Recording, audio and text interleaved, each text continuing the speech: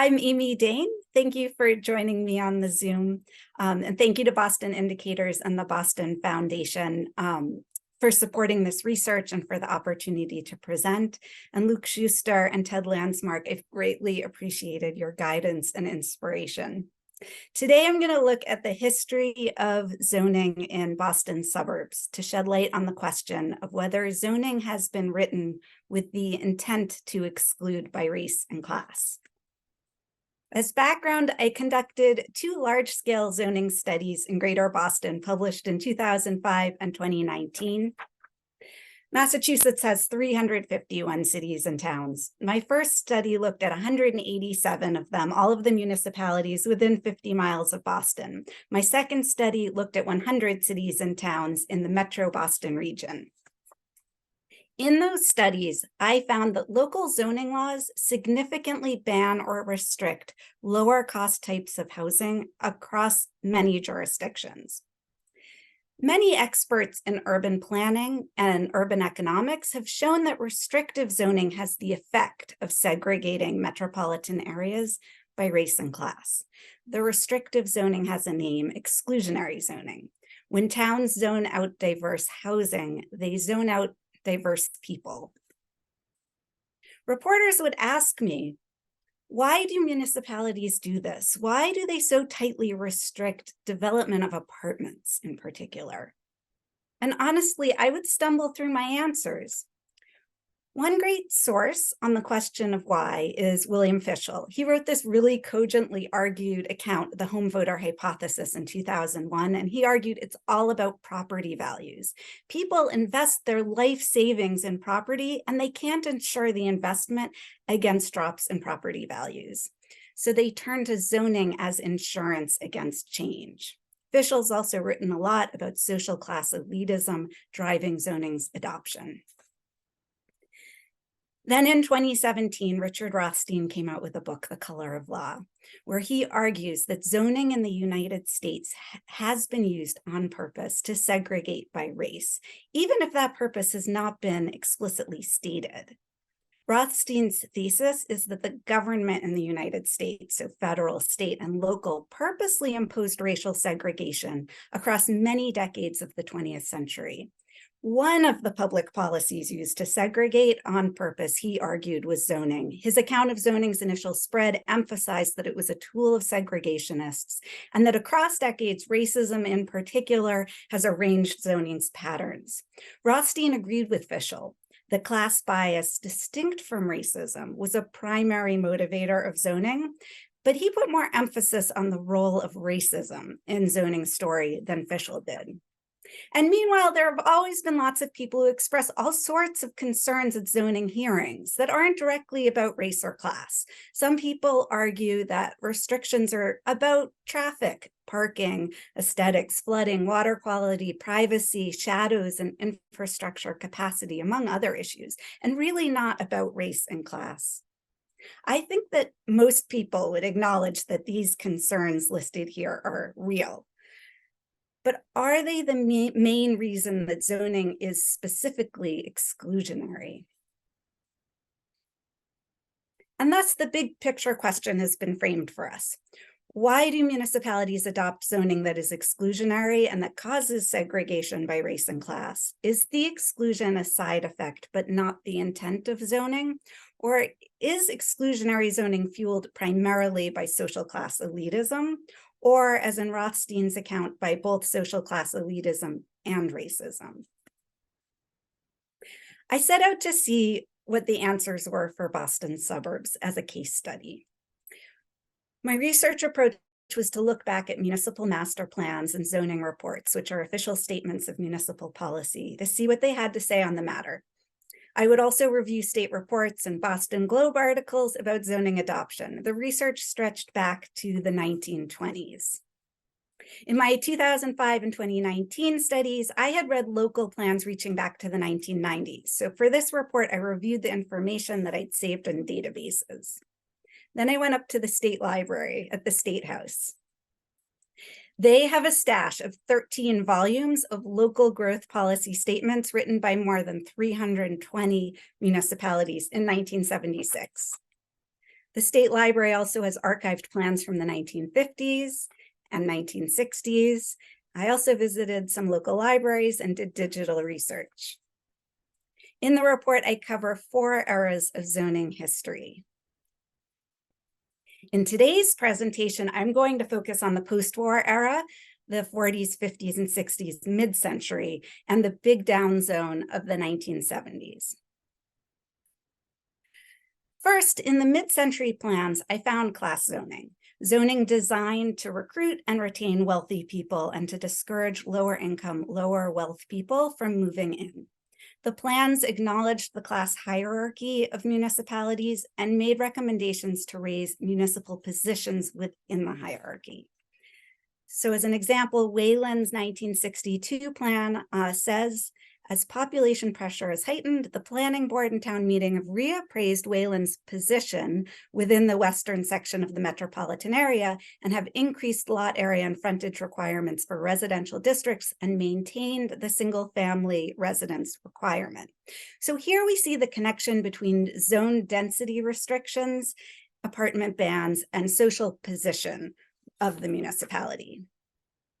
It was not only the most affluent communities striving to attract and retain wealthy residents. Waltham's 1954 master plan explained that constituents would like to plan for an improved position as a desirable residential community in metropolitan Boston, one which will not become too densely populated. Position and density are connected.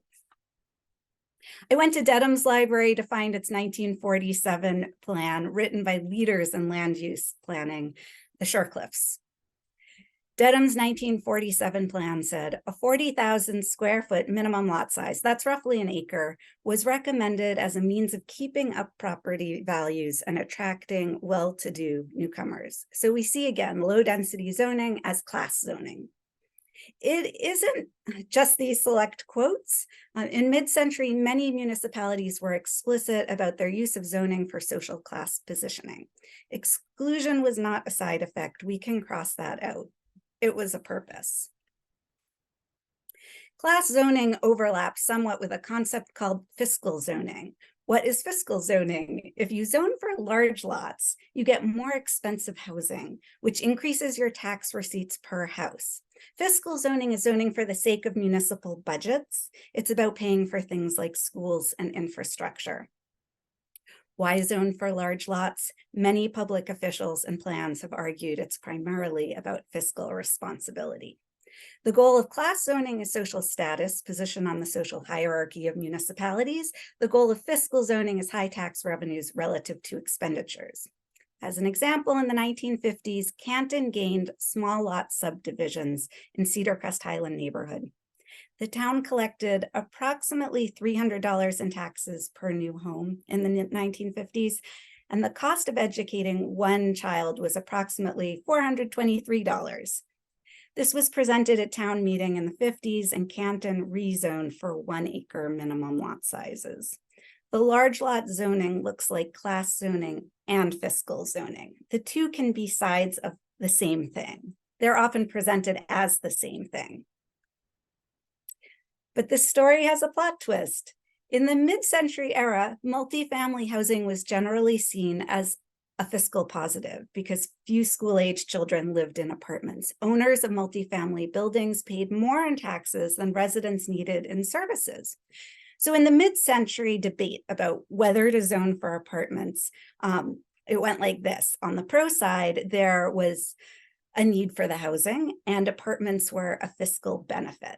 The reasons not to allow apartments, well, the reason was that apartments hurt a town's socioeconomic position within the metropolitan area. It's an important distinction because municipal officials often say the reason for exclusionary zoning is fiscal, but we see that in the mid-century era, fiscal considerations favored apartments. And there were a number of communities that considered the pros and cons and decided to ban apartments completely or almost completely in mid-century.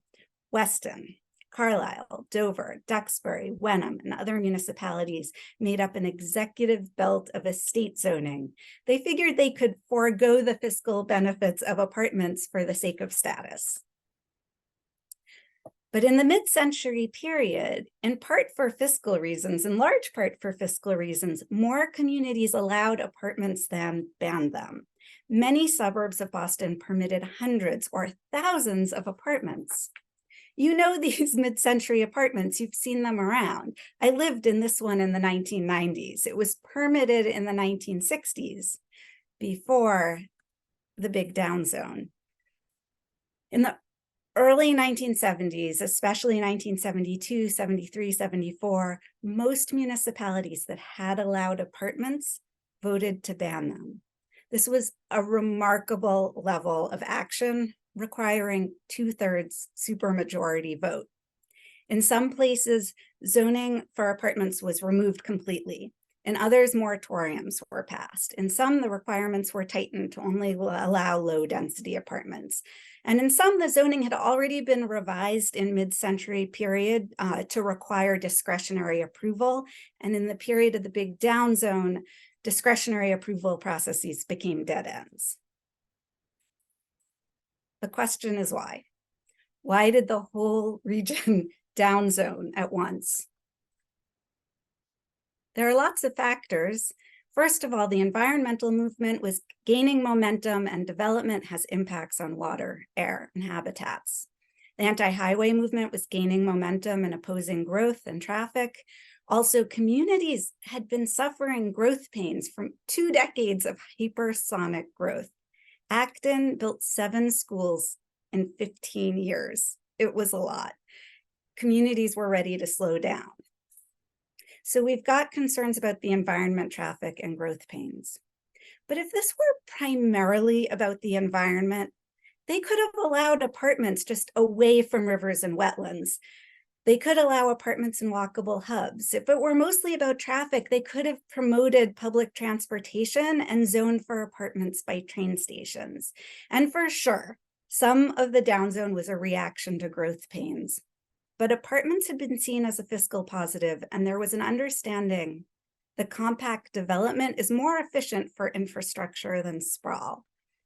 The ideas that later got called smart growth, new urbanism, compact development, transit-oriented development, were available to 1970s municipalities. They were not only downzoning, they were not downzoning only for the sake of the environment, easy driving, and low taxes. They were banning all apartments, like everywhere. The big down zone happened very suddenly and intensely at a specific point in time. At a time of racial change, civil rights victories, and a growing call for desegregation of schools and neighborhoods. The big down zone was in the 1970s. I'm going to back up in my timeline to 1965 and walk us forward in time. Here's Weston's master plan, 1965. It stated, social goal, accommodate further moderate population growth in a manner consistent with the present characteristics of Weston. Weston was 99% white, and its residents quite affluent. They did not say goal to preserve the built character. The physical goal you can see here was stated separately. This is 1965. What was happening in 1965? 1965 is the year of the Selma marches. 1965 is the year Martin Luther King came to Boston, spoke at Parkman Bandstand and before the state legislature, saying that segregation of the North is a new form of slavery. In the 1960s, Black migration to Boston increased. By 1965, 17% of Boston's residents were Black. In 1964 and 1965, US Congress adopted landmark civil rights legislation. In 1968, Newton's housing report, written by Newton's planning department, called out racist attitudes they saw as animating opposition to housing. In 1968, Congress passed the Federal Fair Housing Act, a central piece of civil rights legislation in the wake of Martin Luther King's assassination. Leaders of the civil rights movement and its participants understood how important housing policy was for desegregation. Committees formed across multiple suburbs with the goal of opening up zoning. In these years, planners, journalists, state and federal officials, activists, others were calling out zoning as a tool of segregation. It was a crescendo of activism. In 1970, a headline in the Boston Sunday Globe read, "Will suburbs see the light? Rezone for apartments." This was the big question of the 70s. We know the answer, the big down zone. A state report issued in the 1980s offered this illustration of what happened. In the early 1970s, a US federal court ordered busing of students to desegregate Boston schools. Reactions among many white residents were harsh, angry, racist, sometimes violent. Many Boston residents, including many renters, were looking to move to the suburbs if they could find a place. Zoning is a part of the school segregation story, but it does not make for good photos. It's mostly invisible, obscured by complexity. So here we return to the library. In response to the big down zone and the mood of anger and confrontation, the state legislature required every city and town to write a local growth policy statement to imagine the future they would like to behold and think about how to accomplish that. It was designed as a conciliatory exercise in state and local partnership to support growth and change. Municipalities had to form local growth policy committees made up of the city manager or mayor, heads of the conservation committee, housing authority, health department, planning department, and 5 citizens. Each committee would hold 2 hearings and fill out a long questionnaire. More than 320 cities and towns submitted statements. They're all bound, you can see in the picture. I wanted to know how the statements explain the big down zone. What do the statements tell us about motives? First of all, in a ring around Boston, municipalities articulated their growth policies as no growth policies. As a good example, Natick's statement said, "At this time and in the foreseeable future, there is little or no advantage in believing our mission is growth." This is the basic policy statement of the big down zone. The class aspect in the statements was explicit, the same as we saw in the mid-century reports. The statements do mention environmental concerns, traffic, and fiscal issues for sure, and class elitism for sure. We can check these off. But what about race? The statements do not name race as a reason for no growth policies, while they do name class and other concerns. The town should continue to maintain socioeconomic status as at present. Federal court had just intervened to desegregate Boston schools after the court found evidence in school committee minutes that the school committee in Boston had been segregating on purpose. Everyone in the suburbs knew that there would be consequences if they named racism as a reason to stop growth. So what do the statements say? Demographic change in Boston was clearly a factor in the down zone. Quincy's statement reads, "In the recent past, Quincy attracted many new residents, especially from the South Boston and Dorchester areas, due to their perception of the city of Quincy as being less metropolitan and more residential in character. The most direct impact of this condition upon the city has been the development of a strong sentiment on the part of old and new residents to limit the growth of the community, thereby maintaining this residential quality." I want to emphasize that it is explicit here that people are moving from Boston and the down zone is happening in response. Melrose's statement names social structure as a factor with people moving out from Boston. The social structure is becoming more urbanized. Melrose's direct stated response is growth is not needed. Milton is next to Boston. Milton's statement states that the goal was for Milton to stay substantially as it was, quote, "to preserve and protect the unique character and identity of the community," Under the heading Major Growth-Related Issues, the statement lists the pronounced changes in the areas contiguous to Milton. The area contiguous to Milton includes Mattapan, that had just transitioned from majority white to majority Black. Another major growth issue listed was crime and the apparent breakdown of our society.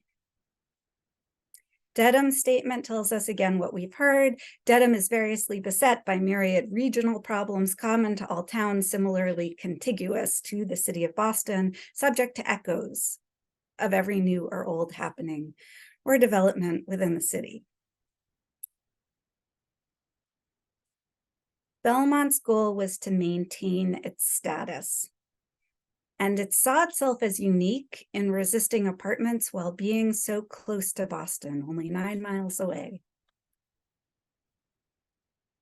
Belmont's statement reads, "The continuing protective attitude and desires of the residents with their attendant political power will tend to protect the status quo." The status quo is repeated throughout these statements, and prevent change in the town from its single-family, two-family character. This town will remain a relatively expensive place to live, and so will attract only those families so economically situated. Bear with me, I got a couple more. Needham's statement said, Needham's goals may be defined as preventing major changes to the physical character of the community as a whole. The argument could be made that preservation of the built environment and character is not about race. It's just that people like their towns, the way they look and how they function. And I think that they do. But I'm reading Needham's statement and I come to this appendix. The statement says, Appendix A represents the efforts of certain members of the Congregational Church of Needham and does not represent the consensus opinion of the committee, nor is said appendix endorsed by the Growth Policy Committee. What does the appendix say? The moral and human costs of segregation are intolerable. Opening up our town and others like ours is in the interest of all citizens. We picture Needham offering a broad spectrum of housing, from multiple family dwellings to single family homes of various sizes and values, so that it may have a more heterogeneous population. A few of the local growth policy statements read more like Needham's appendix than Needham's statement. They call for integration, for diverse housing, for abundant housing. They represented a minority of municipalities at the time, but still they spoke with a clear voice. Newton, Lexington, and Scituate are in this category. Newton's statement has in its goals the development of varied densities of housing for all income and age groups. The commitment of the city to achieve the development of sufficient number of housing units to meet the projected demand for housing. Newton, this is all housing advocates have ever wanted. And this is in addition to language in the statement about the need for integration. The questionnaire asked about what changes are needed to fulfill a municipality's vision for growth.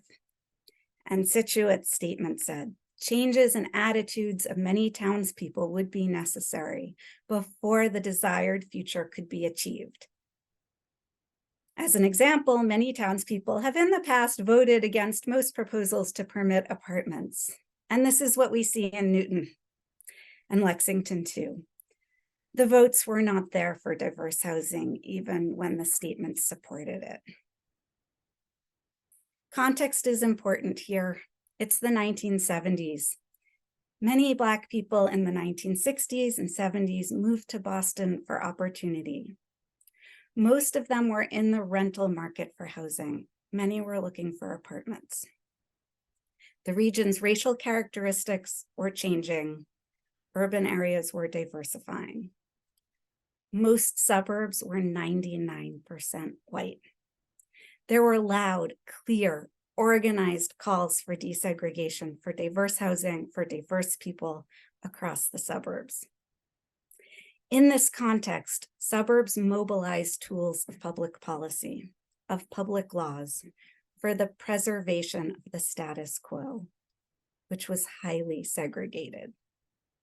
In this segregated context, plan after plan suggested that new housing should serve existing residents and employees and not be for outsiders. In my read, we can say that exclusionary zoning of this era was exclusionary not primarily to protect the environment and manage traffic and local budgets, but for reasons of social class elitism and racism, for purposes of protecting advantages of suburban insiders at the expense of outsiders of suburbs. This was done with the understanding that outsiders of the suburbs included populations called out for protection in the Fair Housing Act of 1968, including Black people. The bans on apartments served to restrict access by many disadvantaged people to the public services, social networks, and opportunities that many suburbs offer. The bans on apartments created areas of concentrated wealth and areas of concentrated poverty. Zoning put economic polarization on the map. Zoning undermined social mobility. The big down zone also led to our current era of housing shortage and escalating home prices. There's more on that in my report. I cover more history, a lot of history. These are challenging times, but understanding how we got here, getting a grip on the complexity, should help us to forge solutions. And I can't see you all there. I only see myself on the screen. But I look forward to learning your ideas for making our policies more just. And I appreciate your energy in making the world a better place. Thank you for the opportunity to present. It's an honor to have your attention. And I link to my report and my articles on my website, which is listed here on the screen. Thank you.